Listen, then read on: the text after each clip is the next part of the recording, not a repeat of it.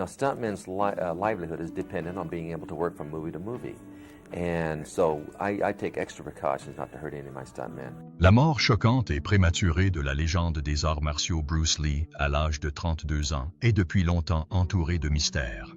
Pendant des décennies, Chuck Norris, son ami proche et confrère pratiquant d'arts martiaux, a gardé le silence sur les circonstances de cette tragédie. Aujourd'hui, Norris rompt son silence avec des révélations bouleversantes qui remettent en question tout ce que nous pensions savoir. La mort de Lee est-elle un accident tragique? Ou un secret plus sombre se cache-t-il? Plongez au cœur des révélations de Chuck Norris et découvrez la vérité saisissante qui se cache derrière les derniers instants de Bruce Lee. Une amitié improbable à la fin des années 1960. Deux étoiles montantes des arts martiaux, Bruce Lee et Chuck Norris, se croisent à un tournant de leur carrière.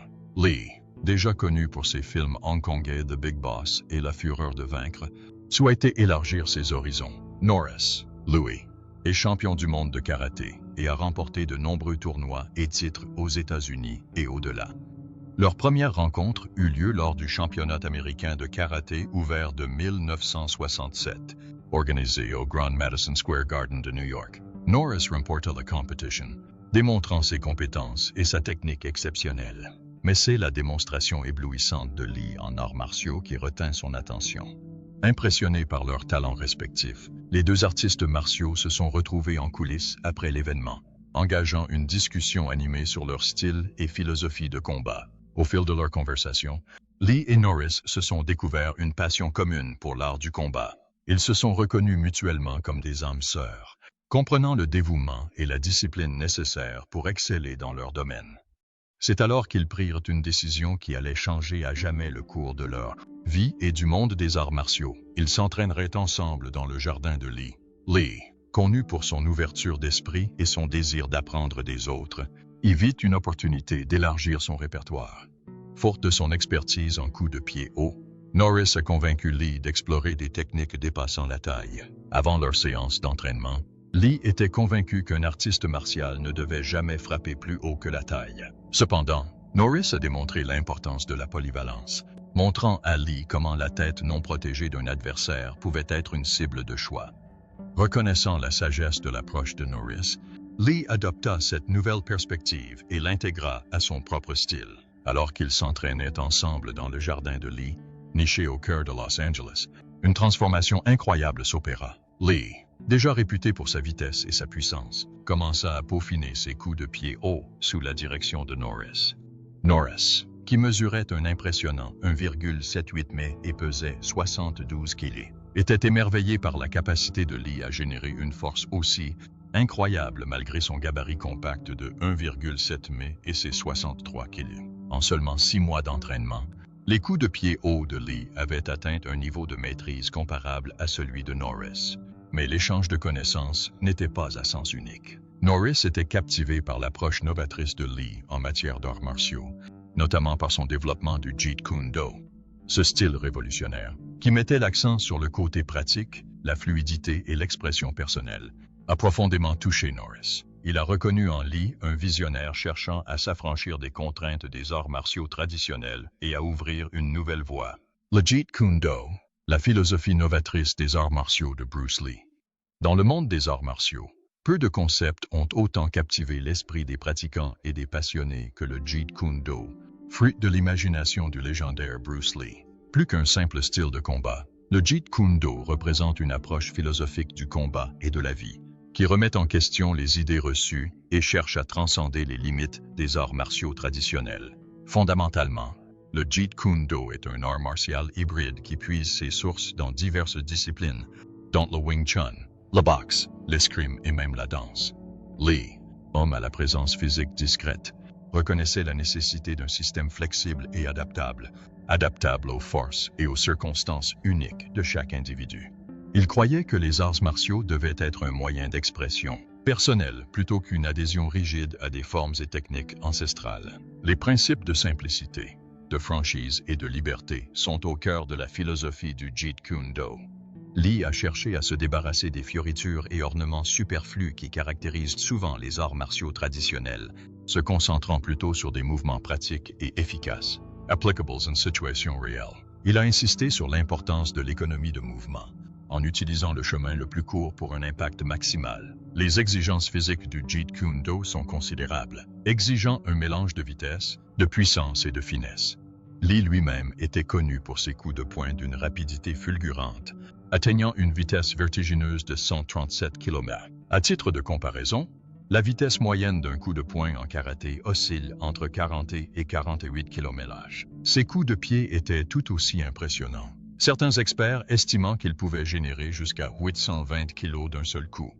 La Voix du Dragon, la collaboration emblématique de Lee et Norris. En 1972, les mondes des arts martiaux et du cinéma se sont affrontés de manière spectaculaire avec la sortie de La Voix du Dragon, un film qui allait entrer dans l'histoire comme l'une des plus grandes collaborations entre deux figures légendaires, Bruce Lee et Chuck Norris. Le film, écrit, réalisé et mettant en vedette Lee lui-même, a mis en valeur non seulement leurs incroyables compétences en arts martiaux, mais aussi leur amitié grandissante et leur respect mutuel.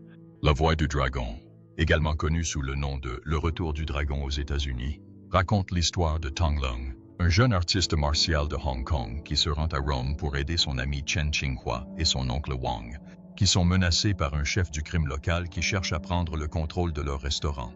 Fort de ses extraordinaires talents de kung-fu, Tong Leung affronte les gangsters et explore la ville, s'immergeant dans la culture antique de Rome. Avec un budget de seulement 130 $, soit une fraction du budget habituel des productions hollywoodiennes de l'époque, Lee et son équipe ont réussi à créer un chef-d'œuvre cinématographique qui allait rapporter plus de 130 millions de dollars dans le monde. Un exploit époustouflant, qui a fait de La Voix du Dragon le film le plus rentable de Hong Kong en 1972 et l'a consolidé comme l'un des films d'arts martiaux les plus réussis de tous les temps. Au cœur du succès durable du film se trouve la scène de combat emblématique entre Lee et Norris, qui se déroule dans l'historique Colisée de Rome. Cette scène, méticuleusement chorégraphiée par Lee lui-même, est une véritable leçon de cinéma d'arts martiaux, mettant en valeur les styles et les philosophies contrastées des deux combattants. Lee, avec ses mouvements rapides comme l'éclair et sa grâce fluide, incarne les principes du Jeet Kune Do, tandis que Norris, avec ses coups de pied puissants et sa détermination inébranlable, incarnait le style plus traditionnel du Tong Soo Do. Le combat, qui a duré 10 minutes et 14 secondes, a reflété le dévouement et le talent des deux hommes.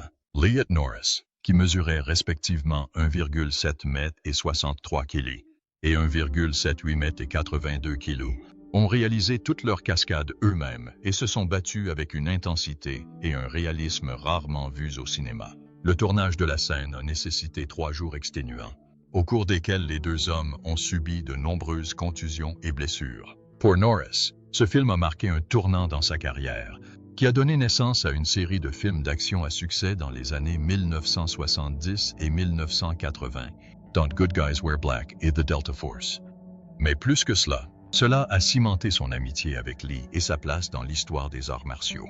Des années plus tard, Norris reviendra sur son expérience de travail avec Lee, le décrivant comme un phénomène et un génie qui a eu un impact profond sur sa vie et sa carrière. La théorie choquante de Chuck Norris sur la mort de Bruce Lee pendant des décennies, la mort prématurée et tragique de la légende des arts martiaux Bruce Lee a été entourée de mystères et de spéculations. Mais ces dernières années, une nouvelle théorie a émergé, provenant d'une source surprenante. Chuck Norris, ami proche de Lee et artiste martial. Dans une révélation bouleversante, Norris a révélé les circonstances qui, selon lui, ont conduit à la disparition de Lee, dressant le portrait d'un homme poussé à bout par sa quête incessante de perfection. L'histoire commence en 1968, lorsque Lee subit une blessure dévastatrice qui allait bouleverser sa vie. Lors d'une séance d'entraînement de routine, Lee a tenté un exercice d'haltérophilie appelé Good Mornings, qui consiste à se pencher en avant au niveau des hanches avec une barre posée sur les épaules. Mais un problème est survenu et Lee a ressenti une douleur soudaine et fulgurante dans le dos. Il souffrait d'une grave blessure, une hernie discale, qui nécessiterait des soins et une rééducation intensive. Pour Lee, cette blessure fut un coup terrible. C'était un homme fier de ses prouesses physiques et de sa capacité à repousser les limites de son corps. Mais il se retrouvait désormais dans un lit d'hôpital, confronté à la possibilité de ne plus jamais pouvoir marcher. C'était un destin que Lee, avec son esprit indomptable, refusait d'accepter.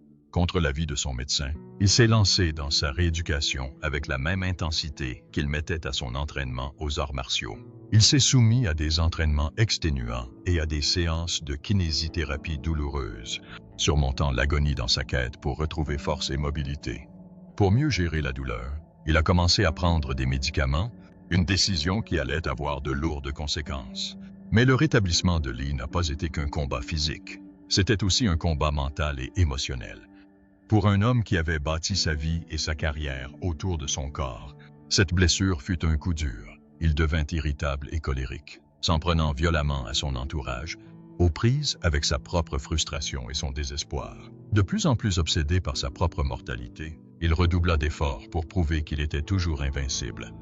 C'est à cette époque que Norris a commencé à remarquer des changements dans le comportement de son ami. Lee, qui avait toujours été un adepte des compléments alimentaires et des pratiques de bien-être, était devenu encore plus nerveux. Il prenait des quantités de plantes et de vitamines, dont du ginseng et de la gelée royale, pour tenter de retrouver son énergie et d'accélérer sa guérison. Le régime de Lee était lui aussi devenu extrême. Il avait toujours été un fervent partisan des protéines, convaincu qu'elles étaient essentielles au développement musculaire et à la force. Mais désormais, il en consommait des quantités astronomiques, avalant parfois jusqu'à 10 œufs ou 1 kilo de bœuf en un seul repas. Parallèlement, il buvait des litres d'eau par jour, convaincu que cela l'aiderait à éliminer les toxines de son corps. Norris observait tout cela avec une inquiétude croissante, mais Lee ne se laissait pas décourager. Tout atteignit son paroxysme le 20 juillet 1973, alors que Lee était à Hong Kong pour travailler sur son dernier film, Le jeu de la mort. Il se plaignait de maux de tête et de vertiges, mais il les considérait comme le prix à payer pour son entraînement intensif. Mais alors qu'il se reposait dans l'appartement de sa collègue Betty Ting Pei, il s'est soudainement effondré. Il a été transporté d'urgence à l'hôpital, mais il était trop tard. Bruce Lee, l'homme qui semblait invincible, est mort à seulement 32 ans. La cause officielle du décès était un œdème cérébral, un gonflement du cerveau pouvant être causé par divers facteurs. Mais pour Norris, la vérité était plus complexe que cela.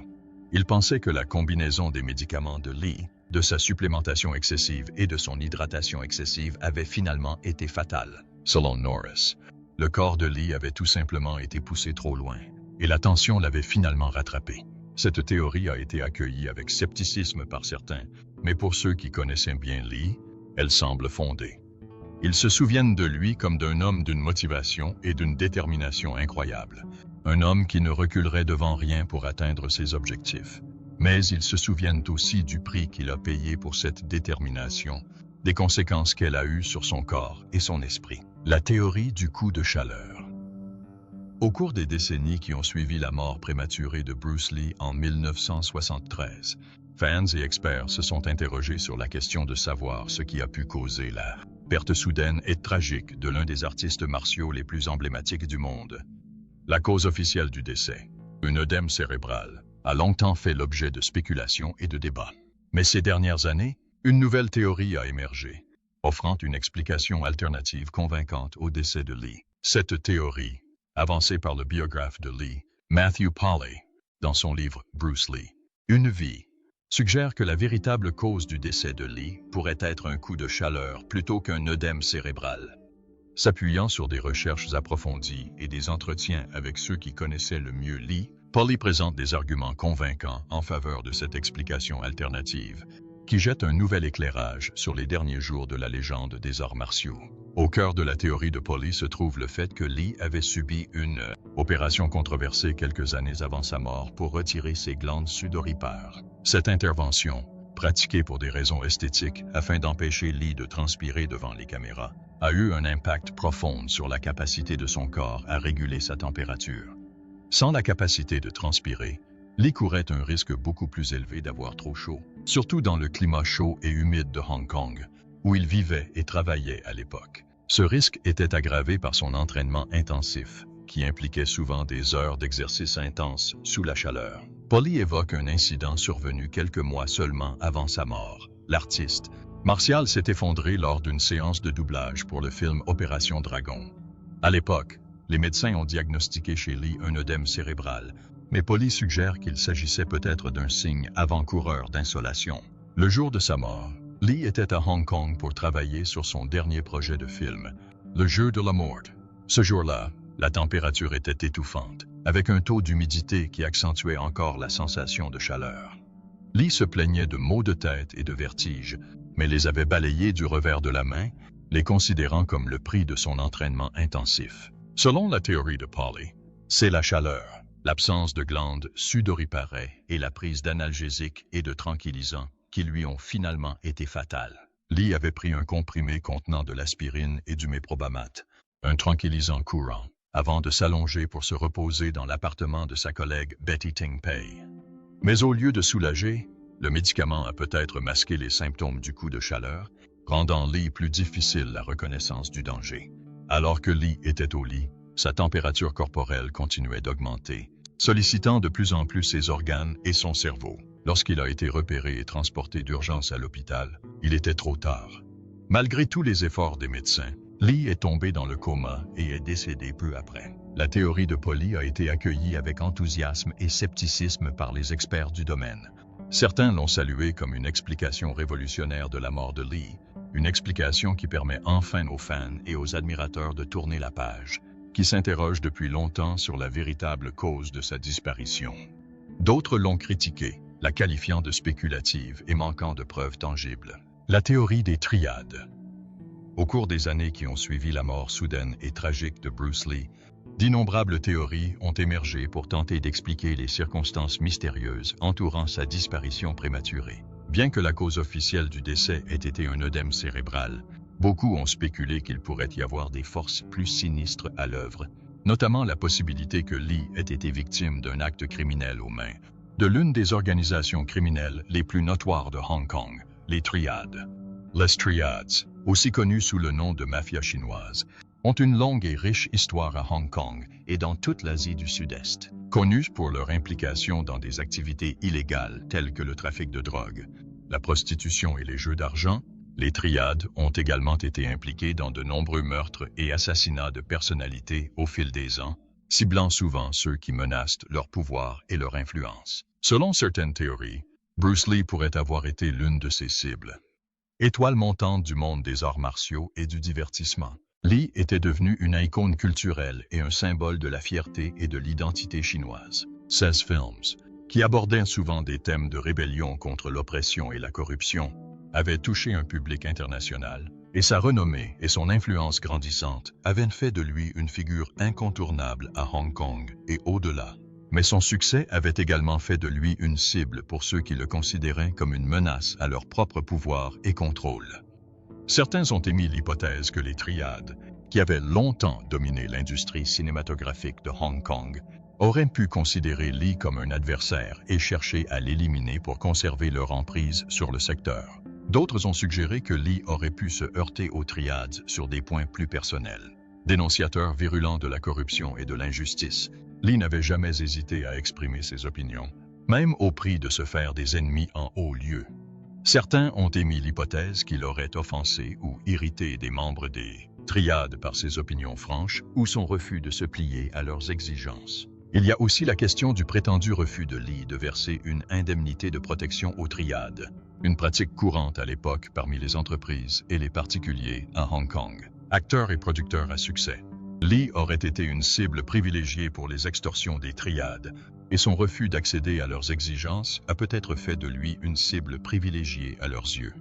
Mais la théorie la plus effrayante entourant la mort de Lee et des Triades implique peut-être l'utilisation d'une technique d'arts martiaux mystérieuse et mortelle appelée Dim Mak, ou le toucher mortel. Selon la légende, Dim Mak est une frappe ciblant des points de pression spécifiques du corps, causant des dommages différés mais mortels aux organes et systèmes internes. Certains ont émis l'hypothèse que les Triades auraient fait appel à un maître de cette technique pour terrasser Lee, soit pour avertir ceux qui pourraient contester leur pouvoir, soit pour éliminer une menace pesant sur leurs intérêts. Malgré les nombreuses rumeurs et allégations qui ont circulé autour de cette affaire au fil des ans, personne n'a jamais été inculpé ni condamné en lien avec le décès de Lee, et les véritables circonstances de sa mort pourraient ne jamais être pleinement connues. La malédiction de la famille Lee, un héritage obsédant de tragédie et de superstition. Les décès soudains et tragiques de Bruce Lee et de son fils Brandon Tous deux au sommet de leur carrière et dans des circonstances mystérieuses, ont longtemps fait l'objet de spéculations et de rumeurs parmi les fans et admirateurs de cette famille emblématique des arts martiaux. Mais pour certains, la véritable explication de ces pertes prématurées ne réside pas dans le domaine physique, mais dans le domaine spirituel, sous la forme d'une ancienne et puissante malédiction qui aurait hanté la famille Lee pendant des générations. Les origines de la malédiction de la famille Lee sont entourées de mystères et de légendes, certains la faisant remonter à la dynastie Tang, dans la Chine antique, il y a plus de 1000 ans. Selon une version de l'histoire, un puissant seigneur de guerre nommé Li Keyong se serait brouillé avec l'empereur et aurait été contraint de fuir pour sauver sa vie, emmenant sa famille avec lui. Dans sa hâte de s'échapper, Li aurait provoqué la colère d'un puissant sorcier qui aurait jeté une malédiction sur la famille, jurant qu'aucun descendant mâle ne dépasserait 18 ans. Une autre version de la légende raconte que la malédiction serait née plus tôt encore, sous la dynastie Song, lorsqu'un magistrat corrompu nommé Li Shimian aurait été exécuté pour ses crimes. Avant sa mort, Li aurait maudit sa propre famille, la condamnant à subir le même sort que lui, mourir jeune et ne laisser aucun héritier mâle pour perpétuer le nom de la famille. Quelle que soit son origine, l'idée d'une malédiction familiale fait depuis longtemps partie du folklore et des superstitions chinois, en particulier parmi les riches et les puissants.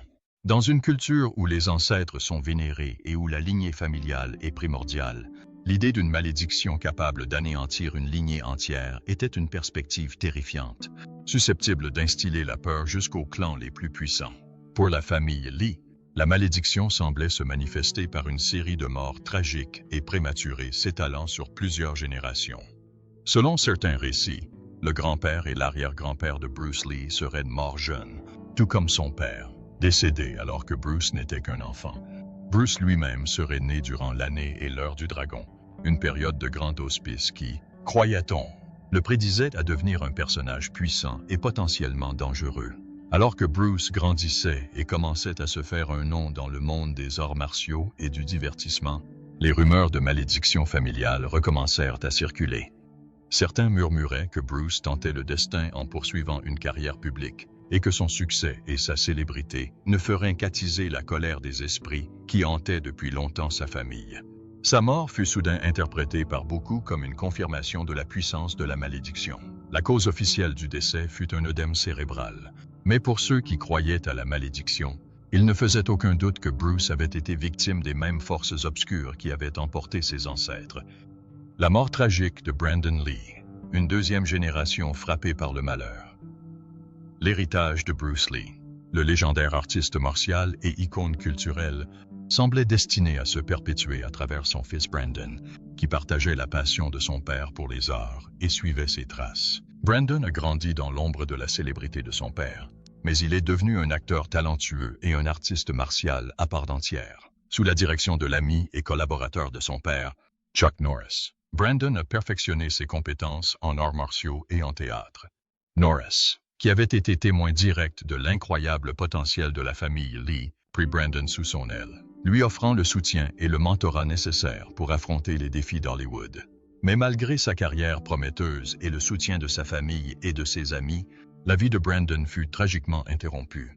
Le 31 mars 1993, lors du tournage d'une scène du film The Crow, Brandon fut accidentellement abattu par un pistolet factice mal chargé. Transporté d'urgence à l'hôpital, il décéda peu après, à seulement 28 ans. Le choc et le chagrin qui suivirent la mort de Brandon furent aggravés par les étranges similitudes avec la disparition prématurée de son père. Comme Bruce, Brandon était mort jeune, au sommet de sa carrière, et dans des circonstances mystérieuses qui semblaient défier toute explication.